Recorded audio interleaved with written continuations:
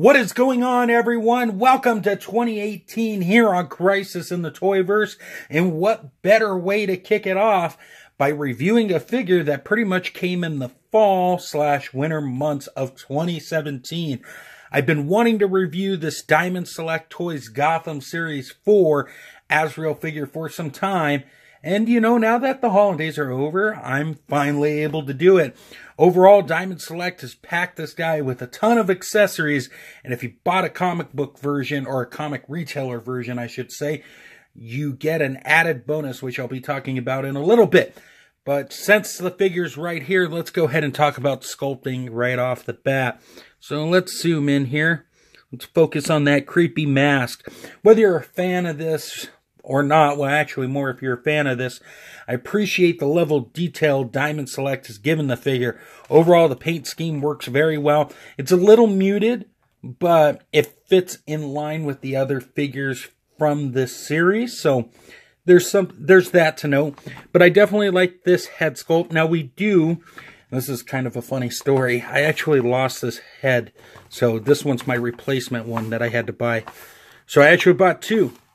And we have this on-mask head here, if I can bring it in. It looks okay. It sort of looks like the actor.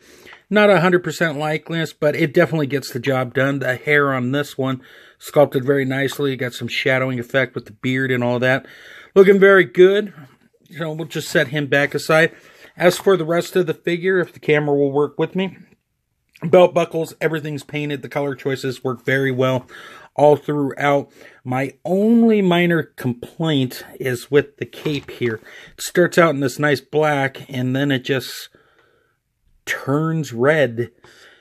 I tried to find better images of the cape like this. I couldn't find any. I don't know what went on. It's a very minor complaint. It still works. It doesn't distract horribly from the figure. It's just something I wanted to point out with you guys. So I have the figure in my hand. Let's go ahead and talk articulation. In terms of the head, on this head, you can't really make it go back, but you can make it look down very well. If I bring in the other head here, it goes back a lot more, and it looks down a lot further, obviously because you have a better range of movement, and because the cloak's tucked into the back like this, it obviously works a lot better. So bringing back this version, in terms of the arms, we have these shoulder pads that are connected with a ball peg like so. You just plug them in right there, and they allow the arms to move freely that way. And you can get it to go about that much. You can bring it back down. You remove it, it spins all the way around. We got that swivel and hinge at the elbow, and we got a swivel and hinge at the hand. Let me just pop this piece back on here. In terms of the upper body, we have a diaphragm joint that works like so. You get side to side. This gives you your waist twist as well. It goes back more than it does forwards, so there is that to note. In terms of the legs, they go all the way out. They go down. We got a thigh cut right here. Double bend at the knee. And then we have the ankle rocker at the foot like so. So repeat, double bend at the knee, thigh cut. My only complaint in terms of articulation is the fact that the ball pegs here for the shoulder pads do tend to pop out pretty easily. And it's just something you guys should know. So I'm going to go ahead and set this guy aside. I'm going to stop it right here. We're going to go ahead and cover accessories and take it from there. So, in terms of accessories, I'm going to break this down two ways. I'm going to cover the actual action figure accessories, then talk about the diorama piece. But I decided to bring in the Mr. Freeze diorama piece because they actually connect. But let's go ahead and start with the head. I'm going to just touch on this briefly since I've already covered it. We have the alternate head sculpt and the hoodie. So basically what you want to do is you want to pop this head off, lay the hoodie over it, and then pop the head on, and voila, you have that action for you.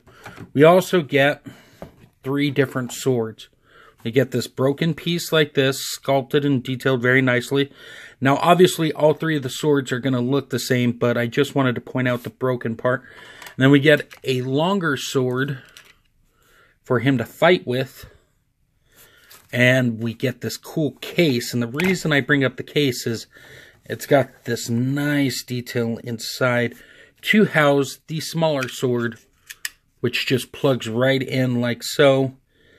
And yes, let me bring in the bigger sword. There is a size difference. If I could get it to stay on camera. There is a size difference between the two. But we'll just move that aside, shut it, voila. A very nice silver case. You could use it for a variety of things. Very awesome that Diamond Select included all this fun stuff here. So let's just set this all aside here. Let's go back to the diorama piece. Now remember, this is the version I have, or versions I should say. This is the one that came with like online retailers and like, whatchamacallit, like comic book stores. So you get the second half of the wall here.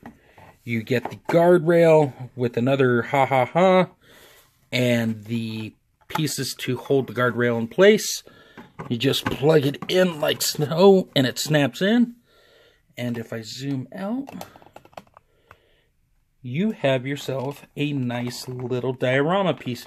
And the cool thing that Diamond Select did as well is on the back, if you wanted to hang it up, there's a little port right there to hang it up, which is pretty cool if I say so myself. Let's go ahead and put him right here for a moment. It's kind of small for it, but you can obviously put him on the balcony if it will hold him. Kind of does. You guys can't see that because I'm trying to adjust it. But let's move it up a little bit. So that is a display option if you choose to use it. So that's going to cover that part. Let's do the size comparison and call it a day. Alright guys, for our first size comparison here, I decided to bring in Little Wayne. Get it? Little Master Wayne? Nah, never mind. And on the other side, I put Alfred Pennyworth in, and of course Azrael in the center. If you want to have this guy chasing him around or set up in your display, they're definitely going to work great. Let's just have him run away, and we'll have him fly away, like so. Probably made somebody in the comment section very angry. So let's go ahead and pop in the rest of Series 4 here, and let's talk, if I can get Mr. Freeze to stand, about this latest wave from Diamond Select. Like I said, I know I'm late to the game here, but the truth is I'm happy I waited because I've had several months now to digest these figures. I think Series 4 may be one of the best waves, if not the best wave that Diamond Select has done so far. So many accessories, the cool diorama pieces, and a plethora of bad guys to go around. So very happy with that. Final verdict is this. If you want an Azrael figure at a good price, Diamond Select is offering one that comes with a lot of accessories and is a lot of fun to have in hands. Yes, there are some negatives about it, but those negatives are far smaller than the positives. So go out and get yours if you want to pick them up, that is. Guys, I got a whole bunch of links in my description below. Extreme Dash Sets, Big Bad Toy Store, undercovercapes.com, which is going to be featuring more content on here. A lot of it non-toy related, but don't worry, I'm still doing my toy reviews. So those will still be up 3 times a week. Sorry with the holidays, it quite didn't work out that way, but I'm still doing tons of content 3 times a week. Also, head over to Instagram, throw a follow at Toy Lover Crew. Guys, thank you for the support, the likes, the comments, the dislikes, anything. I appreciate it. Slideshow at the end. And until next time, everyone, great googly moogly.